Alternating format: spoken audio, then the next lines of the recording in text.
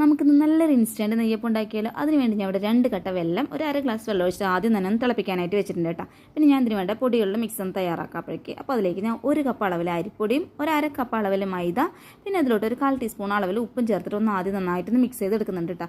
ചേർക്കാൻ മറന്നു ഒരു ടേബിൾ സ്പൂൺ അളവിൽ തന്നെ ഞാൻ റവയും കൂടി ഞാൻ ചേർത്ത് കൊടുക്കുന്നുണ്ട് കേട്ടോ, ചെറിയൊരു ക്രിസ്പിനെസ്സിന് വേണ്ടിയിട്ട്.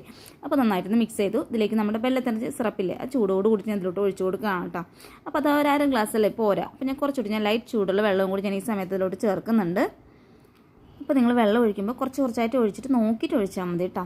അപ്പോൾ ഞാൻ ഒരു 1/4 ഗ്ലാസ് അളവിൽ വെള്ളം ഇതിലോട്ട് വേണ്ടി വന്നു എനിക്ക്. അപ്പോൾ എനിക്ക് സ്പൂൺ വെച്ചിട്ട് ഇളക്കിയിട്ട് കറക്റ്റ് ആവുന്നില്ല. അപ്പോൾ ഞാൻ ഒരു വിസ്ക് വെച്ചിട്ട് ഇളക്കുകയാണ് കേട്ടോ. അപ്പോൾ നിങ്ങളിൽ വിസ്ക് ഇല്ലാണ്ട് ടെൻഷൻ അടിക്കേണ്ട കാര്യമില്ല, ഒരു മിക്സിയിലിട്ട് ഒന്ന് ഓടിച്ചെടുത്താൽ മതിയെന്നേ. അപ്പോൾ ഞാൻ ഇങ്ങനെ വെച്ച് നന്നായിട്ടൊന്ന് ഇളക്കി എടുത്തിട്ടുണ്ട് കേട്ടോ. ഇതിലോട്ട് നെയ്യപ്പം അല്ലേ, അപ്പോൾ കുറച്ച് നല്ലൊരു ഫ്ലേവറിന് വേണ്ടിയിട്ട് ഞാൻ 1 ടീസ്പൂൺ അളവിൽ നെയ്യും 1/2 ടീസ്പൂൺ അളവിൽ ഏലക്കായുടെ പൊടിയും കൂടി ഞാൻ ചേർക്കുന്നുണ്ട്. ജീരകത്തിൻ്റെ പൊടി ഉണ്ടെങ്കിൽ അത് നിങ്ങൾക്ക് ചേർക്കാവുന്നേ ഉള്ളൂ കേട്ടോ. പിന്നെ ഞാനൊരു 1/4 ടീസ്പൂണിൽ കുറച്ചുകൂടി താഴേക്കായിട്ട് സോഡാപ്പൊടിയും കൂടി ഞാൻ ഈ സമയത്ത് ചേർക്കുന്നുണ്ട്. എന്നിട്ട് നമുക്ക് മിക്സ് ചെയ്ത് വെക്കാം. റെസ്റ്റ് ചെയ്യാൻ വെക്കേണ്ട ആവശ്യമൊന്നുമില്ല കേട്ടോ, വളരെ പെട്ടെന്ന് ഞാൻ അപ്പോൾ തന്നെ ഉണ്ടാക്കിയെടുക്കുകയാണ്. അപ്പോൾ ഞാൻ ചീനച്ചട്ടിയിലോട്ട് എണ്ണ ചൂടാവാനായി വെച്ചിട്ടുണ്ടായിരുന്നു. നന്നായി ചൂടായിട്ടുണ്ട്. അതിലേക്ക് ഞാൻ ഓരോ തവിയായിട്ട് കോരി ഒഴിച്ചു കേട്ടോ. ജസ്റ്റ് തവിയിൽ എണ്ണയാക്കി ഇങ്ങനെ മുളിക്കുന്ന അങ്ങനെ ആക്കി കൊടുത്താൽ പറ്റും. വളരെ സിമ്പിളായിട്ട് ഉണ്ടാക്കിയെടുക്കാവുന്നേ ഉള്ളൂ. ഇങ്ങനെ ഒരു നെയ്യപ്പം നല്ല ടേസ്റ്റിയാണ് കേട്ടോ.